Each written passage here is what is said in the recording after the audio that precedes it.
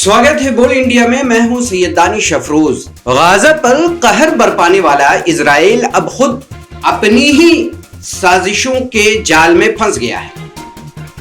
Tehran पर हमला कर वो खुद को समझ रहा था कि वो बाजी मार गया, लेकिन पीछे ऐसा खजाना छोड़ आया जो अब उसके गले की फांस बन गया है। ईरान ने न सिर्फ इजरायली हमले को नाकाम किया, बल्कि उसकी खुफिया साजिशों, तकनीकी चालबाजियों और मोसाद के नेटवर्क को ऐसा नंगा किया कि अब इजराइल दुनिया के सामने अपनी सफाई देता फिर रहा है।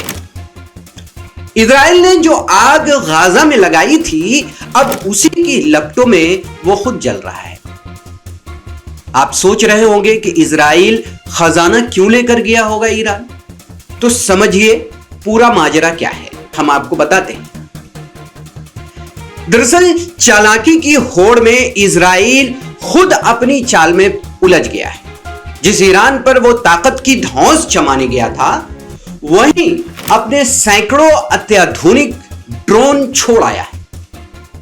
अब वही ड्रोन ईरान की लैब में रिवर्स इंजीनियरिंग के जरिए जंग के अगले मोर्चे के लिए तैयार हो रहे हैं। यदोत एहरोनोट की रिपोर्ट के मुताबिक इजराइल के रक्षा मंत्रालय ने कहा है कि करोड़ों डॉलर के सैन्य संसाधन अब दुश्मन के हाथ में है। यानी नेतन्याहू ने न सिर्फ इजराइल को युद्ध हराया, बल्कि अगली जंग के लिए ईरान को हथियार भी थमा दिया। अब सवाल यह है, यह रणनीति थी या मूर्खता? वीडियो में आगे बढ़ने से पहले हम समझ लेते हैं कि रिवर्स इंजीनियरिंग क्या है और कैसे इस तकनीक को इस्तेमाल किया जाता है। दरअसल दुश्मन का राजनामचा जब हाथ लगता है, तो उसके बाद इजराइल के राजनामे भेजे गए थे अत्याधुनिक ड्रोन तेहरान की प्रयोगशाला में खोल कर पढ़े जा रहे हैं। रिवर्स इंजीनियरिंग की प्रक्रिया के तहत ईरानी वैज्ञानिक इन ड्रोन के हर स्क्रू, सर्किट और सेंसर को परख रहे हैं। स्कैनिंग से लेकर डेटा एक्सट्रैक्शन तक हर स्टेप में यह समझा जा रहा है कि इजराइल की टेक्नोलॉजी की असली बुनियाद क्या है।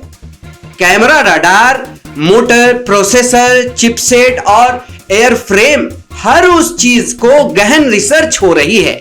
यानी इजराइल को अरबों डॉलर का रक्षा रहस्य अब ईरान के प्रयोगशालाओं की फाइलें में दब चुकी हैं। यानी अगला युद्ध में जो ड्रोन उड़ेंगे, उन पर made in Israel, mastered in Iran लिखा होगा। अब खेल सिर्फ खोलने, देखने और समझने तक नहीं रुका है।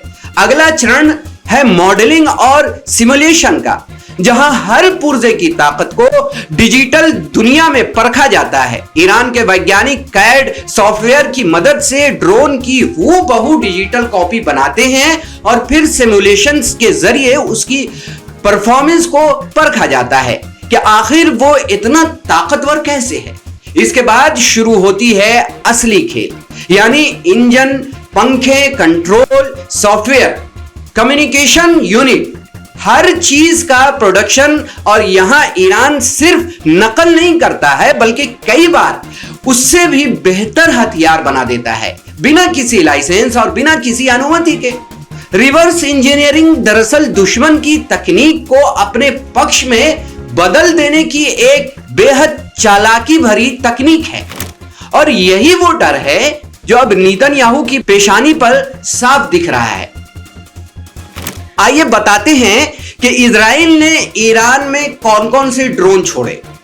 इजराइल ने सोचा था कि वो हेरम्स जैसे हाईटेक ड्रोन्स और एफपीवी मिनी क्वाड कॉप्टर भेजकर ईरान की जमीन पर तबाही मचाएगा और चला जाएगा, मगर अब वही ड्रोन ईरान की लैब में उसके खिलाफ हथियार बन रहे हैं।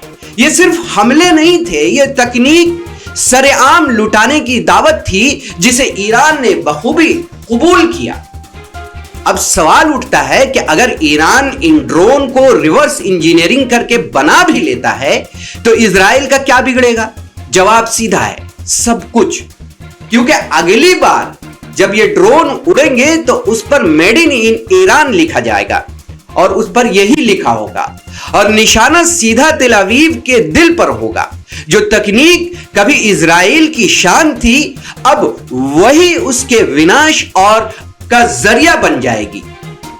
दरअसल FPV और PF विंग जैसे ड्रोन अब सिर्फ मशीनें नहीं, ईरान के हाथ में इजराइल के अहंकार को तोड़ने वाले औजार बन गए हैं।